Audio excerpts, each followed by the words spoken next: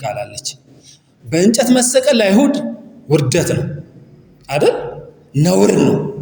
ምክንያቱም ዘዳግም ምዕራፍ 21 ላይ ስናነበው ለአባቱና ለእናቱ አልታዘዝ ያለው ልጅ ነው የተሰቀለው። እዚህ ሰካራም የሆነው ስስታም የሆነው ልጅ እናትና አባቱን የማያከብር በከተማ ሽማግሌዎች ዘንድ ቀርቦ የተፈረደበት በድንጋይ ተወግሮ ተቀጥቅጦ የሞተው ልጅ ነው በእንጨት ላይ ምን ያለው የተሰቀለው።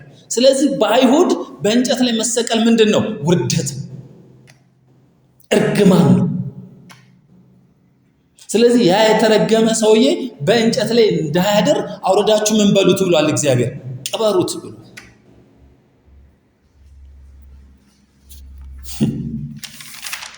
ማሰናከያ ነው። ለግሪክ ሰውስ በእንጨት ላይ መሰቀል የደካማነትና የተሸናፊነት ምልክት ነው። በእንጨት መሰቀል በግሪክ ባህል ውስጥ የተለያዩ ባህሎች ነበሩ። አንደኛው ባህል ምንድነው? አንድ ጀነራል ለጦርነት ይወጣል። እዛም በኋላ ያ ጀነራል ከሌላው ጀነራል ጋር ገጥሞ ካሸነፈ እና ይሄንን ጀነራል በህይወት ይዞት ከመጣ አንደኛ እንደ በግ ነው አስሮት በገመድ ይዞት እየጎተተው የሚመጣ። ከዛ እንትን እያለው ሲመጣ በአዋጅ ነጋሪ ድምፅ ከተማው ህዝብ ሁሉ ወጥቶ ይቀበሏል። ማንም ማርኮ ሲመጣ፣ ጀነራሉን ማርኮ ሲመጣ ከዛ ህዝብ ሁሉ ይቀበሏል ወጥቶ አሸናፊ ስለሆነ ማለት ነው። ይሄኛውን ጀነራል አስሮት በገመድ በከተማው ላይ ጠላታቸውን ይዞ ሲመጣ የክብር የምስጋና እልልታ ድምፅ በከተማ ውስጥ ይሰማል። ፋይናሊ ይሄንን ይዞት የመጣውን ሰውዬ ለህዝብ ሁሉ እያየ በከተማው አደባባይ ላይ በተሰራ የእንጨት እንትን ላይ መስቀያ ላይ ያንን እንትናቸው ምን ይለዋል? ይሰቅላል። ስለዚህ ሁሉም እዛ ያለው ሲመለከት የተሰቀለው ሰውዬ የተዋረደ ማለት የተሸነፈ አቅመ ቢስ ሲሆን፣ ስለዚህ አሕዛብ ጋር ሄደ የተሰቀለው ኢየሱስ ያድናል ብትለው የተሸነፈው ማለት ነው፣ የተዋረደው ማለት ነው፣ የተማረከው ማለት ነው። ትርጓሜው ይለያል። እነሱ ጋር ስትሄድ መንፈሳዊ ነገር ካልመጣ ለዚህ ነው ሁሉ ጊዜ ለእያንዳንዱ ነገር እንደ ባህሉ ከሄድን በጣም አስፈሪ ስለሆነ ወንጌል የመንፈስ ቅዱስ እርዳታ ለሁላችን የሚያስፈልገን ለዛ ነው። መንፈስ ቅዱስ የዛን ነገር መንፈሳዊ እንደምታው ሊያሳየን የሚያስፈልገው ከዚች ምድር ጨዋታ ባህልና ወግ ስርዓት አውጥቶ በእግዚአብሔር ዓለም ስርዓት ውስጥ መክተትና እግዚአብሔር በሚያይበት ነገሩ እንድንመለከት ማድረግ ስላለበት ነው መንፈስ ቅዱስ የሚያስፈልገን። አለበለዚያ በግሪክ ዘንድ ስትሄዱ እንደዛ ነው፣ በአይሁድ ዘንድ ስትመጡ እንደዚህ ነው። ዱርዬ ልጅ አባትና እናቱን አልታዘዝ ያለ ልጅ፣ ስስታምና ሰካራም የሆነ ልጅ የሚሰቀለው በምን ላይ ነው? በመስቀል ላይ። የከተማው ሽማግሌ ሁሉ ፈርዶበት ከዛ ሁሉም በድንጋይ ወግሮ ምን ያለው የገደለው ልጅ ታሪክ ነው። ዘዳግም ምዕራፍ 21 የሚነግር እሱን ነው በእንጨት የሚሰቀለው። ስለዚህ ከህግ እርግማን ዋጀን ያሉት እዚህ ነው። ህግ ረግሞት ሰው እዚህ ሊወጣ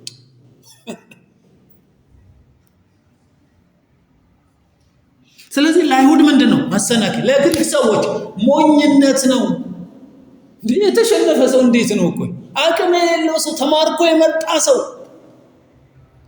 በስሩ ያሉትን ወታደሮች ሁሉ ያስጨፈጨፈ ሰው አንድ የሚዋጋለት አንድ የሚደርስለት የሌለው ሰው እንዴት ነው አዳኝ የምትለው? ለራሱ ያልዳነ ሰው ለራሱ ተዋግቶ ጉልበቱን አሳይቶ ማሸነፍ ያልቻለው እንዴት ነው ለኔ የሚያሸንፈው?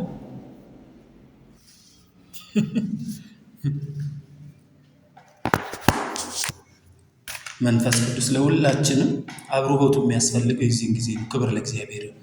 ነገሩ እንደ ባህላችን ሳይሆን የሚተረጎመው እንደማን ይሆናል? እንደ እግዚአብሔር ስርዓት፣ እንደ እግዚአብሔር ሕይወት የሚሆነው። ለዚህ አሕዛብንም አይሁድንም በአንድ አካል አስታርቆ የእሱ ሕይወት ወራሽ ያደረገው መንፈሳዊ እርዳታ መጥቶ ነው ወዳጆች። አሜን። መንፈሳዊ እርዳታ መጥቶ ነው እንጂ በእንደዚህ አይነት አካሄድ ማንም ምን አይልም ነበር፣ አይደለም እንደ ባህሉ እንደወቁ እንደ ስርዓቱ ሄድ። ስለዚህ በእንጨት መሰቀል ለአይሁድ ዘንድ ውርደትና ነውር ነው። ለግሪክ ሰዎችም ደግሞ የደካማነትና የተሸናፊነት ምልክት ነው። ለእኛ ለምንድን ግን የእግዚአብሔር ኃይል። ክብር ለእግዚአብሔር። ምክንያቱም መስቀል እግዚአብሔር አንድያ ልጁን ለዓለም ኃጢአት መፍትሄና ፍትህ ያቀረበበት ታላቁ የእግዚአብሔር ጉልበት የተገለጠበት ስፍራ ነው። መንፈሳዊ ጎኑ ስትመለከቱ እግዚአብሔር አንድያ ልጅ ነበር። ያንን አንድያ ልጁን ስልህ ብሎ ያቀረበበት የዓለምን ኃጢአት ለማስተሰረይ እግዚአብሔር የራሱን በግ ያቀረበበት ስፍራ። ዓለም ሁሉ ለእግዚአብሔር ጥያቄ መልስ መስጠት ስላልቻለች እግዚአብሔር ራሱ ለጥያቄው መልስ አድርጎ የሰጠው ልጁ።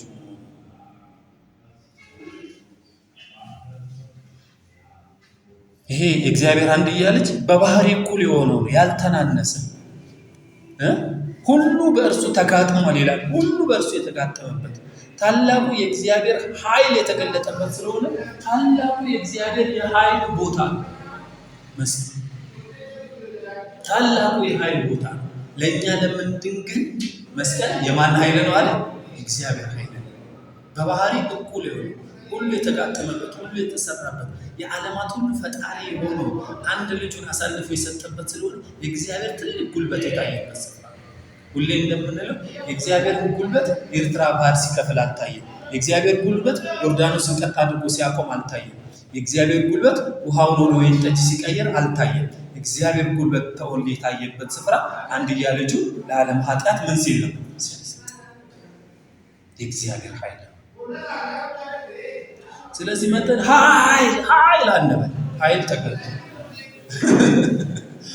ኃይል በመጨፈንና በመጭመቅ ኃይል አታወጣም። ብራዘር ዘይት አይደለም እሱ ኃይል። የእግዚአብሔር ኃይል የተገለጠው የት ላይ ነው? እዚህ ጋር የእግዚአብሔር ኃይል ነው። ኤፌሶን 3:10 አንድ ቃል ላሳያችሁ። ኤፌሶን 3:10 ላይ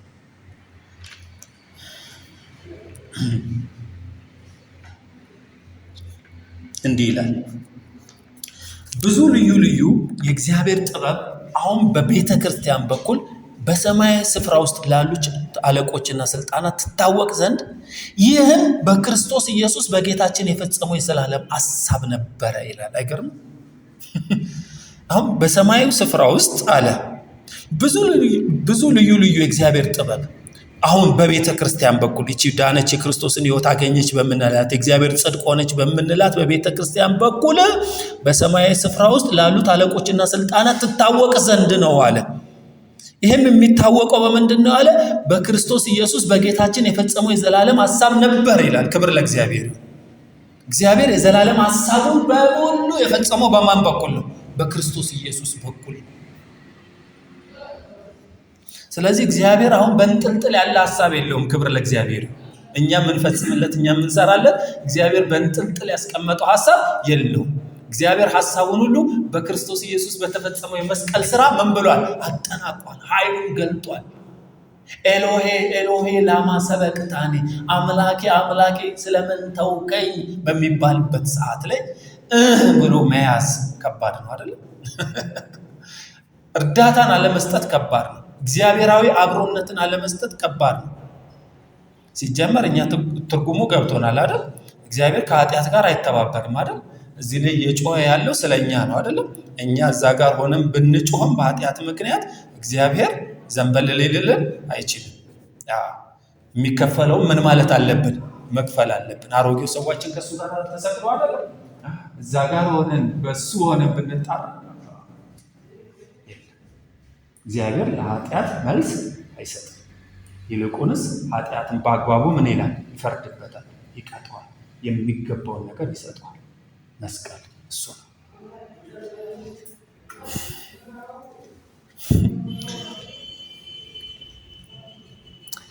ስለዚህ የኔና የናንተ የመስቀል እንደምታ መስቀልን የምንመለከትበት መንገድ ልክ እግዚአብሔር መስቀልን በተመለከተበት መንገድ ነው መሆን ያለበት እንጂ የትኛውም ሃይማኖት የትኛውም ስርዓት አሕዛብም ይሁን አይሁድ ወይም ደግሞ የትኛውም የሃይማኖት ስርዓት በሚመለከትበት አይደለም።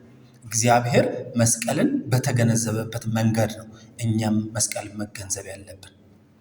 ስለዚህ እግዚአብሔር ምን አለ? በስብከት ሞኝነት የሚያምኑትን ለማዳን የእግዚአብሔር በጎ ፈቃድ ሆኗል አለ። ኦኬ፣ ስብከታችን ምንድን ነው? ስብከታችን ምንድን ነው? እኛስ የተሰቀለውን ክርስቶስን ምን እንላለን? እንሰብካለን። እሺ፣ አሁን ይኸውላችሁ ብዙዎቹ ስብከት አላቸው፣ የስብከቱ ዋና አጀንዳ ግን የላቸው። ስለዚህ ፉርሽ ዛሬ ምርኮን ስለማስመለስ እንሰብካለን ካለ ወድቋል። ብራዘሩ ተነስተው ውጣ፣ አንተን አይመለከትም። ምክንያቱም በስብከት ሞኝነት የሚያምኑትን ለማዳን እግዚአብሔር በጎ ፈቃድ ሆኗል አይደል? ይሄ የእንቆቅልሽ የጨዋታ ጉዳይ አይደለም ወዳጆች። ይሄ የመዳንና ያለመዳን ጉዳይ ነው። እዚህ ጋር የሚወራው ስብከት የመዳን ወይም ያለመዳን ጨዋታን የሚጫወተው ብቸኛው ለኛ የተሰጠን በእጃችን ላይ ያለ መጫወቻ ምንድን ነው? ስብከት። ስለዚህ አሁን እንደዚህ እናደርጋለን አድርገን እነዚህ መጫወቻዎች ናቸው አይደል? እንደዚህ አድርገን ብንጥል እነዚህ ናቸው መጫወቻዎች። ከነዚህ ባወጣው ነው አይደለም ውጤት የምታገኘው አይደለም? ስለዚህ እግዚአብሔር ምን አለ ነገረን። ከነዚህ ውስጥ ብዙ መጫወቻዎችን ልንሰበስብ እንችላለን፣ እያደረግን መሰብሰብ እንችላለን። ከነዚህ ውስጥ ግን የምታድነው አንዷ የስብከት አይነት ናት።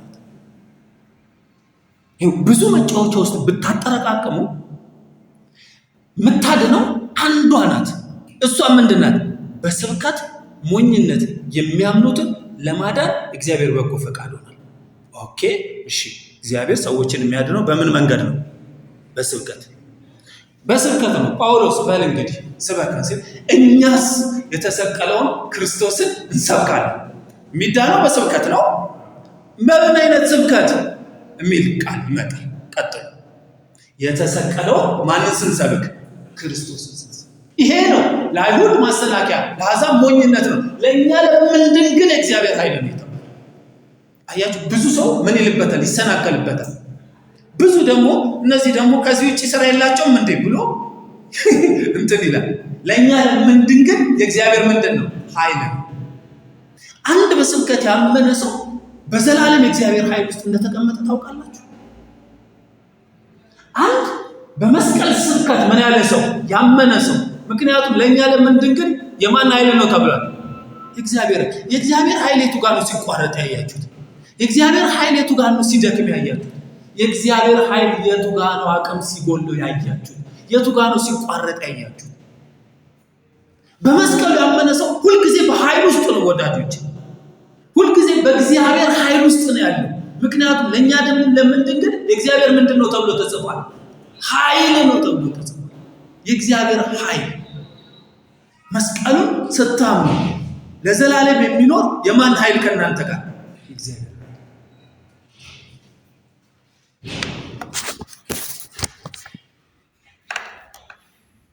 ስለዚህ በስብከት ሞኝነት የሚያምኑትን ለማዳን እግዚአብሔር በጎ ፈቃድ ሆኗል። እንደ ሞኝነት በሚቆጠረው የወንጌል መልእክት ወይም የመስቀሉ ቃል የሚያምኑትን ሊያድን እግዚአብሔር ችሏል። ምክንያቱም ከሰው ይልቅ የእግዚአብሔር ሞኝነት ይጠበባልና ይላል። እንግዲህ ሰዎች እንትን የሚሉት ሰውን በጣም የሚያደንቁበትና በጣም ከፍ ከፍ የሚያደርጉበት ምንድን ነው ብላችሁ አሁን በዚህ ዘመን ስትመለከቱ በሰው ጥበብ ነው። ለምሳሌ እኛ እንደዚህ ተሰብስበን ኖርማል የሆኑ ሰዎች ደህና እየኖርን እያለ ዶክተር ከሊ ሲመጣ ፎከሳችን ሁሉ ወደ ማን ይሆናል? እሳቸው ዶክተር የእንትን ሜዲካል ዶክተር ናቸው በተባለ ጊዜ ሁላችንም አይኖቻችን ወደ ማን ይሆናል? ሾጠጥ ይላሉ ወዲያው። ከግሩፑ የተለየ የዓለም ጥበብ ለያቸው ማለት ነው አይደል? አቶ እንትና የቤተ ክርስቲያን የእንትን ቤተ ክርስቲያን 15 ቤተ ክርስቲያን የሚመሩ ሰው ናቸው ያለለታ ፎከሳችን ወደ ማን ይሆናል? ወደ አቶ ከሌ ይሆናል።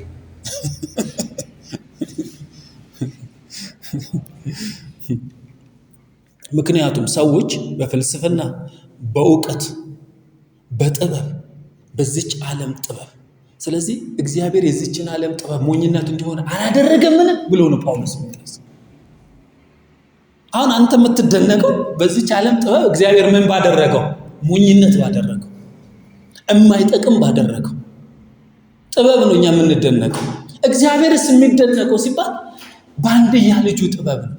ለዚህ ሁሉ በደል፣ ለዚህ ሁሉ ኃጢአት፣ ለዚህ ሁሉ መተላለፍ፣ ይሄ ሁሉ ከእግዚአብሔር ሕይወት ርቆ ሙት የሆነ ማንነት ይዞ ባለበት ሰዓት ይሄንን ሁሉ ወደ ሕይወት ለመቀየር ዋጋ በከፈለው በአንድያ ልጁ ላይ ነው እግዚአብሔር ጥበብ ያለው። አይገዝ የእግዚአብሔር ጥበብና ዕውቀት የሆነው ማን ነው ይላል? ክርስቶስ። አይገርም? እዚህ ጋር የእግዚአብሔር ጥበብ ሞኝነት ሆነ። ይኸውልህ ወንድም፣ አሁን አንድ ነገር ልንገራችሁ። ብዙ ሰዎች እንደዚህ ብለው ይጠይቃሉ። እግዚአብሔር አንድያ ልጁን በመስቀል ላይ ራቆቱን እንዲጠለጠል ከሚያደርግ ይልቅ የሰው ልጅ ኃጢአት ሰራ አይደል? አዎ ምሬያችኋለሁ ቢልስ አይሆንም ነበር? እሱ ሁሉን ቻይ አይደል? ሁሉን አዋቂ አይደል? ምን ይሄን ያህል አስኬደው? ማን ይጠይቀዋል? የሰው ጥበብ። ፈላስፎች ይነሱና ዝም ብሎ እኮ ነው አንድያ ልጁ በባህሪ እኩል የሆነውን ልጁ የዘላለም ልጁን በሰው መልክ ገልጦ በምድር ላይ አንከራቶ ራቆቱን ከሚያንጠለጥል ዝም ብሎ ተነስቶ ምን ብያቸዋለሁ ቢል ምሬያቸዋለሁ ቢል ይሄ ሁሉ ምህረት አገኘ አይደል? ለምን እንደዚህ ያደርጋል? ምንድነው ጳውሎስ የምትለው ለዚህ ሲል የሰው ጥበብ ነው ይሄንን የሚያወራው። የሰው ጥበብ በእግዚአብሔር ዘንድ ምንድነው? ሞኝነት። አዎ ግን አያሳምንም እንዴ ነገሩን ስታዩት? ግን የማን ጥበብ ነው እሱ? የሰው። ለዚህ ነው እግዚአብሔር ትኩረት ባደረገበት ነገር ላይ እኛም ትኩረታችን ሊሆን የሚገባው እዛ ነው። ከማን ጎን ነን? ከዓለም ጥበብ፣ ከዓለም ዕውቀት፣ ከዓለም ፍልስፍና ጎን ነን ወይንስ ከእግዚአብሔር ሞኝነት ጎን ነን? በስብከት ሞኝነት የሚያምኑትን ለማዳን እግዚአብሔር በጎ ፈቃድ ሆኗል። ስብከት እኮ የብልጣብልጦች መጫወቻ አይደለም እኮ። የፈላስፎች እኮ አይደለም፣ የሳይንቲስቶች እኮ አይደለም፣ የአዋቂዎች እኮ አይደለም። ስብከት የማን ነው? የሞኞች ነው። ስላንተ አንድ ሰው የራቆቱን ተንጠልጥሎላት አሜን የጌታ ሰው ስትል ምንም ጭንቅላትን ሳትጠቀም አይገርም? ምንም ጥበብን ሳትጠቀም፣ ምንም ሳትመራመር፣ ምንም ማረጋገጫ ሳትይዝ አሜን ስላልክ የዘላለም ሕይወት አግኝታ፣ ይሄ እኮ እብደት። ግን እሱ የእግዚአብሔር መንገድ ነው። አይገርም?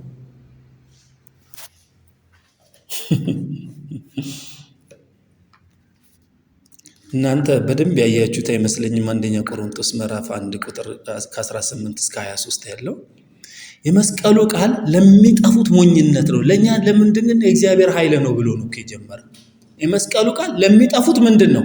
ሞኝነት ነው። ለኛ ለምንድነው? የእግዚአብሔር ኃይል ነው። የጥበበኞችን ጥበብ አጠፋለሁ፣ የአስተዋዮችንም ማስተዋል እጥላለሁ ተብሎ ተጽፏል። ሰው በመስቀል ሲያምን የጥበበኞች ጥበብ የሌለበት፣ የአስተዋዮች ማስተዋል ያልተጋራበት እንደሆነ በትክክል ሊገነዘብ ያስፈልገዋል። ጥበበኛ የት አለ? ጻፊስ የት አለ? የዚህ ዓለም ደራሲ የዚች ዓለም መርማሪ የት አለ? ሳይንቲስት የት አለ? እግዚአብሔር የዚችን ዓለም ጥበብ ሞኝነት እንዲሆን አላደረገምን? እንዴት ሞኝነት አደረገው? ምክንያቱም በእግዚአብሔር ጥበብ ምክንያት ዓለም እግዚአብሔርን በጥበቧ ስላላወቀች። ያ ሁሉ የእግዚአብሔር ጥበብ ቢተራመስ፣ የሰው ጥበብ ቢተራመስ፣ የሰው መመራመር ቢተራመስ፣ የሰው ፍልስፍና ቢተራመስ፣ በእግዚአብሔር ጥበብ ምክንያት ዓለም እግዚአብሔርን በጥበቧ ምን አላለችም? አላወቀችም። ስለዚህ መስቀል ጋር ስትመጡ የዓለም ጥበብ የለበትም፣ የዓለም ዕውቀት የለበትም፣ የዓለም ምርምር ውጤት አይደለም። ስለዚህ ከዓለም ጋር አትስማሙም። በቃ በመስቀል የዓለምን ተመራማሪዎች፣ የዓለምን ጸሐፊዎች፣ የዓለምን ፈላስፎች ልታሳምኑ አትሄዱ። በእነሱ መስመር ይሄ ሞኝነት ነው። በእግዚአብሔር ጥበብ ምክንያት ዓለም እግዚአብሔርን በጥበቧ ስላላወቀች። አያችሁ፣ ምንም ብትፈላሰፍ፣ ምንም ያህል ዕውቀት፣ ምንም ያህል መመራመር ቢኖራት፣ በዚህ ጥበብ ምክንያት ግን ዓለም በጥበቧ ማንን አላወቀችም? እግዚአብሔርን አላወቀችም። እግዚአብሔርን ከማታውቅ ዓለም ስለ እግዚአብሔር መረዳት አንችልም። ልብ በሉ። ስለዚህ በስብከት ሞኝነት የሚያምኑትን ሊያድን እግዚአብሔር በጎ ፈቃድ ሆኗልና። ለምን? ዓለም በጥበቧ ምክንያት እግዚአብሔርን ስላላወቀች። ስለዚህ በጥበብ መንገድ አይዳንም፣ በእውቀት መንገድ አይዳንም። ዓለምም በእውቀት ቢሆን በጥበብ ቢሆን በፍልስፍና ቢሆን ማን ነበረች እግዚአብሔርን የምታውቀው? ዓለም። መቼም አይሁድ ምልክትን ለምናሉ፣ የግሪክ ሰዎችም ጥበብን ይሻሉ። እኛ ግን የተሰቀለውን ክርስቶስን እንሰብካለን። ይህም ለአይሁድ ማሰናከያ ለአሕዛብ ሞኝነት ነው። ቁጥር 24 ለተጠሩት ግን አይሁድ ቢሆኑ የግሪክ ሰዎችም ቢሆኑ የእግዚአብሔር ኃይልና የእግዚአብሔር ጥበብ የሆነው ማን ነው? ክርስቶስ ነው። ክብር ለእግዚአብሔር። ለተጠሩት ግን የእግዚአብሔር ጥበብና የእግዚአብሔር እውቀት የሆነው ማን ነው? ክርስቶስ ነው። ከሰው ይልቅ የእግዚአብሔር ሞኝነት ይጠበባልና የእግዚአብሔር ድካም ከሰው ይልቅ ምን ይላልና? ይበረታልና። አሁን ልብ በሉ። ልክ ነው። በሰው ጥበብ የእግዚአብሔር አካሄድ ሞኝነት ነው። መስቀሉን በሰው ሰፈር ሆናችሁ፣ በጥበበኞች ሰፈር ሆናችሁ፣ በዓለም እውቀት በዓለም ፍልስፍና ሰፈር ሆናችሁ ስትመለከቱት ሞኝነት ነው። አንድ የምሬያቸዋለሁ ቢል ያልቅ ነበረ። ዝም ብሎ ሞኝነት ነው። በሰው ሰፈር ሆናችሁ ስትመለከቱ ማለት። ነገር ግን ከሰው ጥበብ ይልቅ የእግዚአብሔር ሞኝነት ምን ይላል? ይጠበባል። አየህ፣ የእግዚአብሔር ሞኝነት ከሰው ከፍተኛ ጥበብና እውቀት የምርምር ውጤት ይልቅ ይጠበባል። የእግዚአብሔር እውቀት አላልኳችሁ፣ የእግዚአብሔር ጥበብ አላልኳችሁ። የእግዚአብሔር ምን? ሞኝነት። መስቀል የእግዚአብሔር የሞኝነት ስፍራ ነው። በሞኝነቱ መንገድ። ስለዚህ በዚህ በሞኝነት የሚያምኑትን ነው እግዚአብሔር ሊታደግ የፈለገው። በእውቀት በጥበብ በምርምር በማረጋገጫ በምናምን መንገድ የሄዱትን አይደለም። በእግዚአብሔር ሞኝነት የሚያምኑበት የሚድኑበት ስፍራ አደረገው። ስለዚህ የእግዚአብሔር ሞኝነት የሚስጥር ነው ማለት ነው። ሞኝነቱ እንዲህ ካደረገ ጥበቡ ቢገለጥ እንዴት ሊሆን ነው?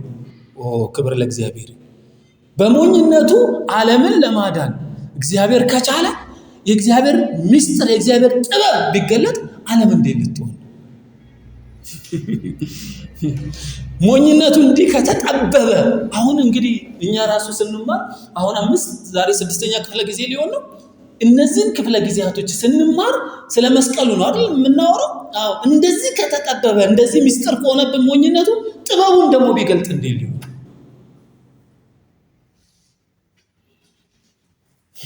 ሞኝነቱ እንዲህ ከተጠበበ እውቀቱ እንዴት ይበረታ ብላ።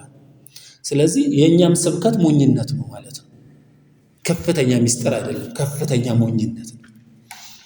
ምክንያቱም የእግዚአብሔር ድካም ከሰው ኃይል ይልቅ ምን ይላልና? ይበረታልና። ስለዚህ እግዚአብሔር በመስቀል ደከመ ወዳጆች።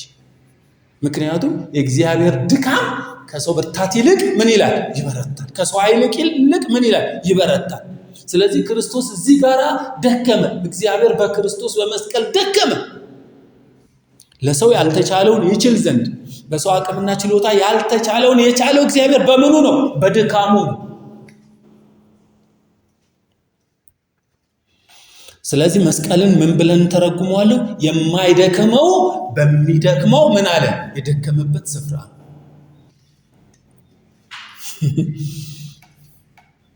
የሰው ኃይል የሰው ልጅ ካለው እውቀት ካለው ኃይል በላይ የእግዚአብሔር የመስቀል ድካም ግን ይበረታል። እሱ ነው ለዘላለም የታተመው። ክብር ለእግዚአብሔር ይሁን። እሱ ነው ለዘላለም ተቀባይነት ያገኘው። እሱ ነው ለዘላለም የታተመው። እሱ ነው በእግዚአብሔር ፊት ለዘላለም ሕይወት ወራሾች እንድንሆን ያበቃ።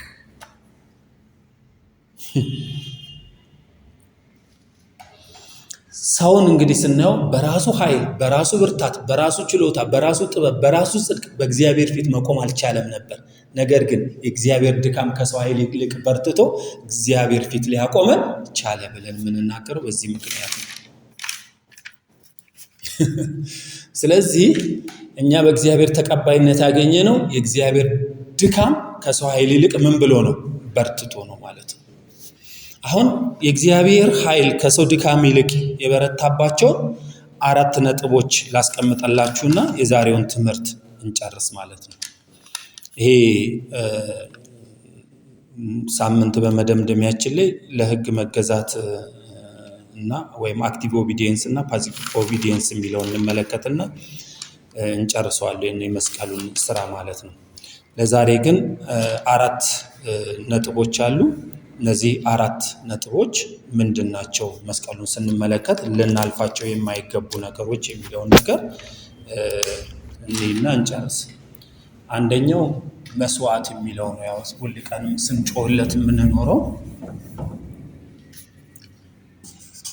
መስዋዕት የሚለው ነገር ነው።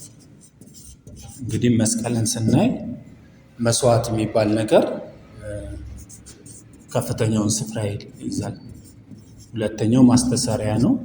ሶስተኛው እርቅ፣ አራተኛው ቤዛነት። እነዚህ ነገሮች ሁሉ የተፈጸሙት በመስቀል ላይ መሆኑን ልንገነዘብ ያስፈልጋል።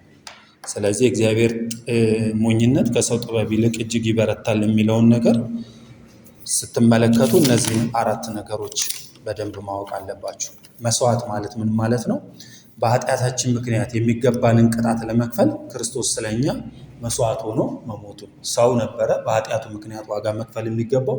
ክርስቶስ ኢየሱስ ግን በእኛ ምትክ ለኃጢአታችን የሚገባውን ዋጋ በመክፈል ምን ሆነ? መስዋዕት ሆነ የሚለው ጥቅስ ዕብራውያን ምዕራፍ 9 ቁጥር 26 ላይ እናገኛለን ማለት ነው። ምን ይላል? አሁን ግን በዘመናት መጨረሻ ራሱን መስዋዕት በማድረግ ኃጢአትን ለማስወገድ ለአንዴና ለመጨረሻ ጊዜ ተገልጧል ይላል።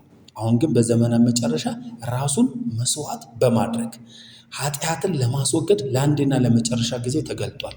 መስዋዕት የሆነው ምንን ለማስወገድ ነው? ኃጢአት።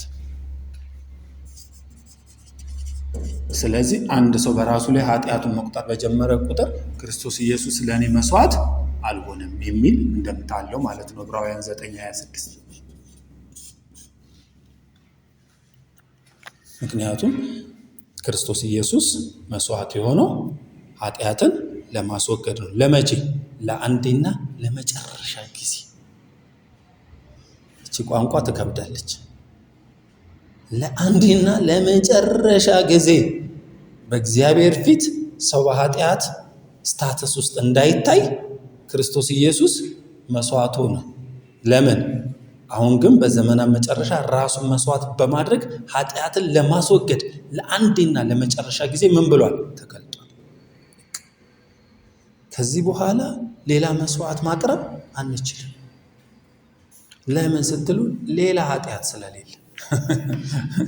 ለዛ ለመጀመሪያው ኃጢአት ክርስቶስ ኢየሱስ የሚገባውን ዋጋ ምን ብሏል? ከፍሎ መስዋዕት ሆነ። ይህችን እንዳትረሱ። ሁለተኛ ማስተሰሪያ ነው። ክርስቶስ በኃጢአታችን ምክንያት ከመጣብን የእግዚአብሔር ቁጣ እኛን ለማትረፍ የኃጢአታችን ማስተሰሪያ ሆነ፣ ሞተ ማለት ነው። እንግዲህ ማስተሰሪያ ማለት ታውቃላችሁ አይደለም? ካፖሬዝ ነው ብለናል አይደል? ከዚህ በፊት ካፖሬዝ ምን ማለት ነው? ታቦቱ አለ። የታቦቱ ክዳን ነው አይደል? እዚህ ጋር መላእክቶቹ አሉ፣ ኪሩቤልና ሱራፌል። እዚህ ጋር መርሲሲት የምትባለው ደም የሚፈስባት አለች። የበጉ ደም ይመጣና የቱ ጋር ነው የሚቀመጠው? እዚህ ጋር። እዚህ ውስጥ ያለውን ኃጢአት እንዳይመለከት ምን ይለዋል? ይሸፍነዋል።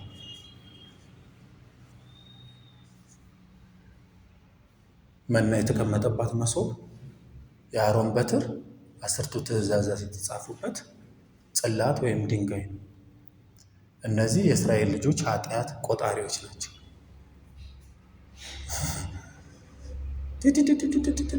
እያሉ ይቆጥራል። ቶሎ ደም ጸጥ ወዲያው ደሙ እንትን ሲል ወዲያው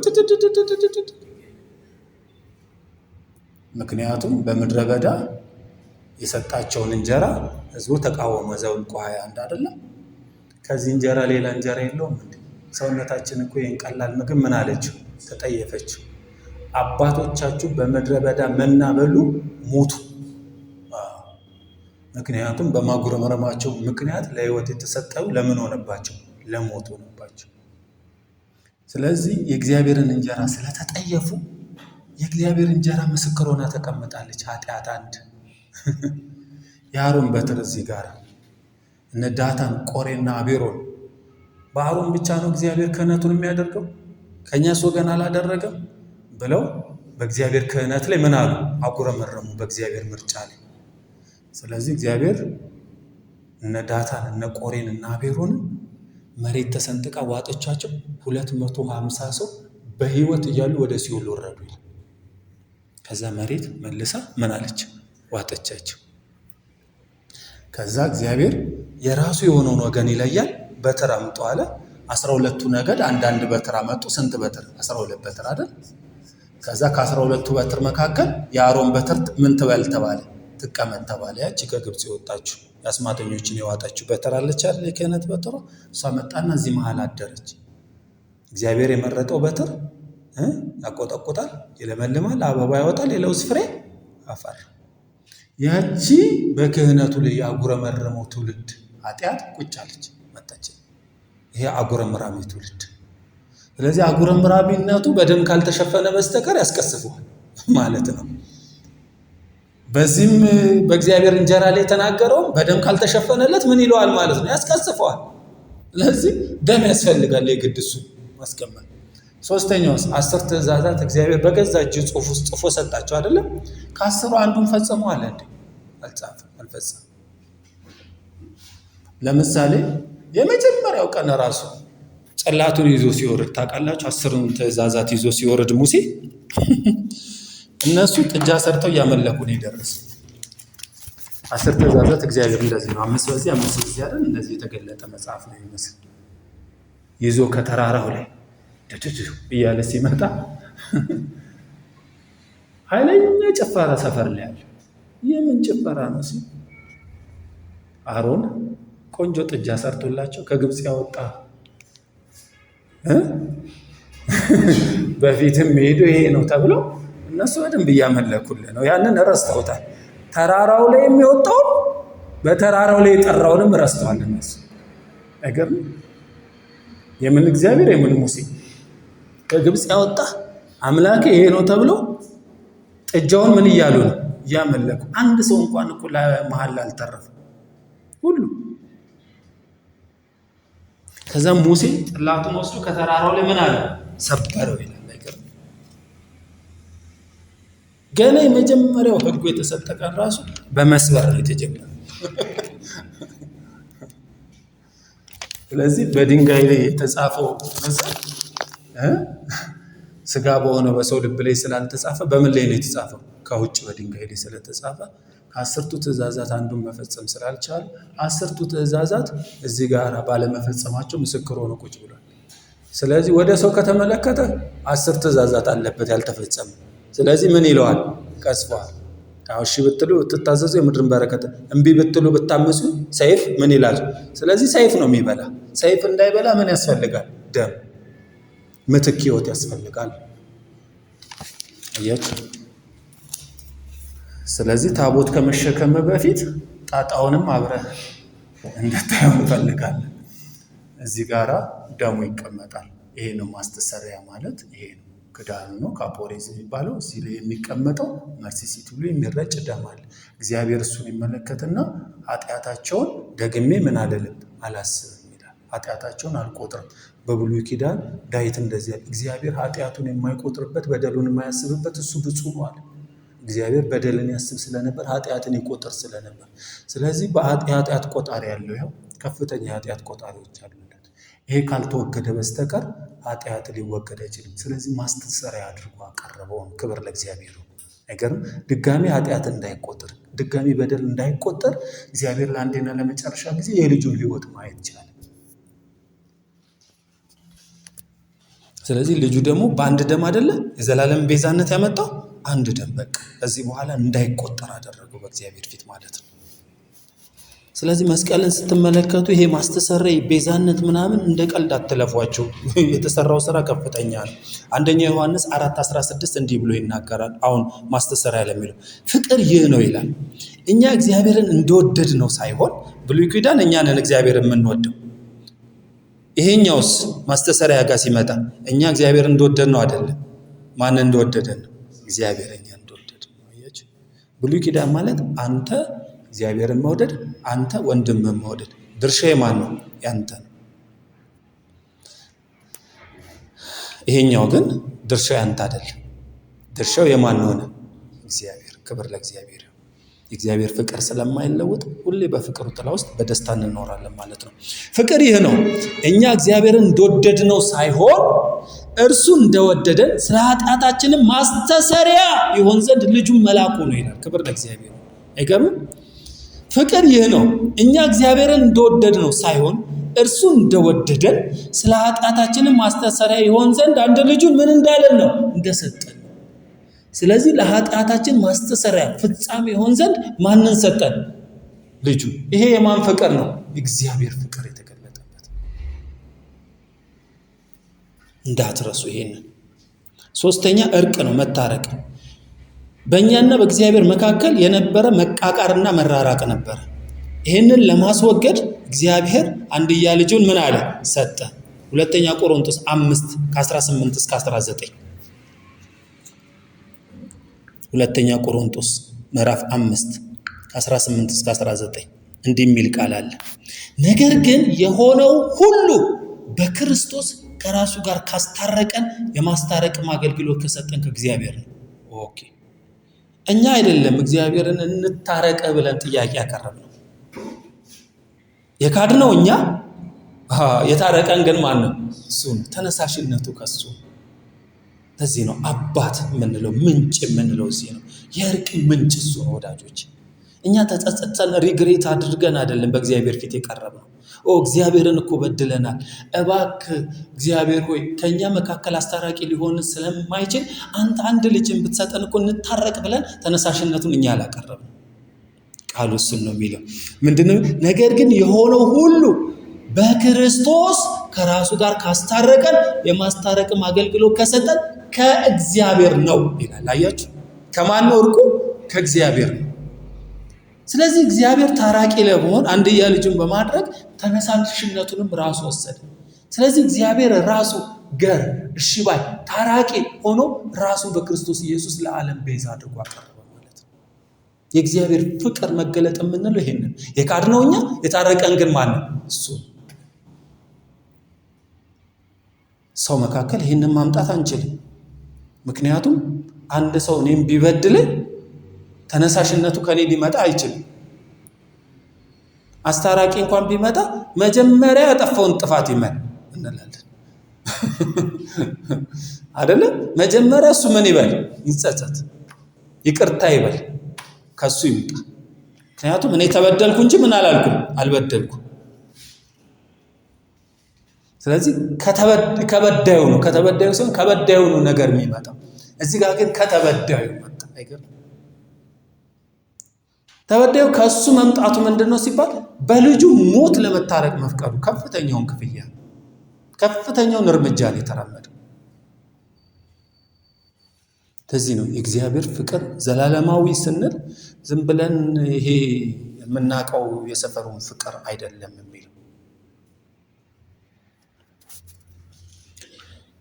እግዚአብሔር በክርስቶስ ሆኖ ዓለሙን ከራሱ ጋር ያስታርቅ ነበርና በደላቸውን አይቆጥርባቸውም ነበር። እቺ ቃል ነው። አሁን እዚህ ጋር በደል ምን ይል ነበር? ይቆጠር ነበር። አሁን እቺ ተወገደች ማለት ነው። ከዚህ በኋላ እግዚአብሔር በደላቸው ምን አይልባቸው? አይቆጥርም። ስለዚህ በደል ቆጣሪን የሰበረው የክርስቶስ ኢየሱስ ደም ነው ማለት ነው። እነዚህ በሕጉ የተቀመጡትን በደል ቆጣሪዎች የወርቋን መሶብ፣ የአሮንን በትርና 10ቱ ትእዛዝ የተጻፈበትን ድንጋይ ክርስቶስ ኢየሱስ በደሙ ምን ብሏል? አስወግዷል። በደል ቆጣሪ እንዳይሆኑ አድርጓል። ክብር ለእግዚአብሔር ይሁን። አሁን በአይሁድ ላይም እግዚአብሔር በደል ምን አይልም? አይቆጥርም። እግዚአብሔር በክርስቶስ ሆኖ ዓለሙን ነው፣ አንዳንድ ሰዎችን አይደለም፣ አይሁድን አሕዛብን አይደለም፣ ዓለሙን ከራሱ ጋር ምን ይል ነበር? ያስታርቅ ሆኖ ነበር። እግዚአብሔር በማን ሆኖ? በክርስቶስ ሆኖ። እግዚአብሔር በክርስቶስ ሆኖ እዚህ ላይ እንደደከመ እንደ ሞኝነት እንደተቆጠረ ሁሉ እግዚአብሔር በክርስቶስ ሆኖ ዓለሙን ከራሱ ጋር ምን ይል ነበር? ያስታርቅ ነበር። በደላቸውንም አይቆጥርባቸውም ነበር ይልና በእኛም የማስታረቅን ቃል አኖረ። እንግዲህ እግዚአብሔር በእኛ እንደሚማልድ ስለ ክርስቶስ መልእክተኞች ነን። ከእግዚአብሔር ጋር ታረቁ ብለን ስለ ክርስቶስ እናለን። እንዴ እግዚአብሔር ምን ብሎናል? ታርቆናል። መታረቁን ግን ላልሰሙት እንሄድና ምን እንላለን? እግዚአብሔር እኮ ታርቋቸዋል በራሱ። በዳዩን ሰው እኮ እግዚአብሔር ምን ብሏል? ታርቋል። ወንድም መልካም ዜና የምንለው እሱ አንደኛው የተላክንበት አቅጣጫ ማለት ነው። አራተኛው ቤዛነት ነው። እግዚአብሔር በክርስቶስ ኢየሱስ ቤዛነትን ሲሰጥ በደሙ የተደረገ ቤዛነታችንን አገኘን ይልና እርሱም የበደላችን ምንድነው ይላል? ስርየት ነው ይላል። እግዚአብሔር በማን ደም ነው የታረቀን? በደሙ የተደረገ ቤዛነታችንን አገኘን እሱም የበደላችን ስርየት ነው። ኤፌሶን 1:7 በውድ ልጁም እንደ ጸጋው ባለጠግነት መጠን በደሙ የተደረገ ቤዛነታችንን አገኘን ይልና እርሱም የበደላችን ስርየት ነው። ስለዚህ በደል ከዚህ በኋላ ላይታሰብ እግዚአብሔርን ተበድያለሁ የሚል ጥያቄ ላያቀርብ በደል ለአንዴና ለመጨረሻ ጊዜ በእግዚአብሔር ፊት ምን አለ? ተወገደ። በምን አማካኝነት? በክርስቶስ ቤዛነት አማካኝነት፣ በክርስቶስ ዋጋ መክፈል አማካኝነት። እግዚአብሔር በክርስቶስ ሆኖ ዋጋችንን ምን አለ? ከፈለ። ስለዚህ ምን አለን? ተከፍሏል አለን ማለት ነው። ስለዚህ እነዚህን አራት ነገሮች በትክክል መረዳት አስችሎናል መስቀል ማለት ነው። መስዋዕት፣ ማስተሰሪያ፣ እርቅና ምንን? ቤዛነትን። አራት ነገሮች እዚህ መስቀል ላይ ልናያቸው እናስፈልጋለን ማለት ነው። አሁን በኃጢአት ይቅር በለኝ ጉዳይ የእግዚአብሔርን ፊት መፈለግ እኔ ይሄ ነገር በደንብ ቢታይ ብዬ እመክራለሁ። በቫር ይታይ ካልሆነ ምክንያቱም የክርስቶስ ኢየሱስን ዘላለማዊ ስራ የሚገዳደር በጎን በኩል ሄደን ይቅር በለኝ አይነት ጨዋታ የሚያጫውተን ነገር ትንሽ ይታይ ብለናል። እሱን እንመክራለን። እሺ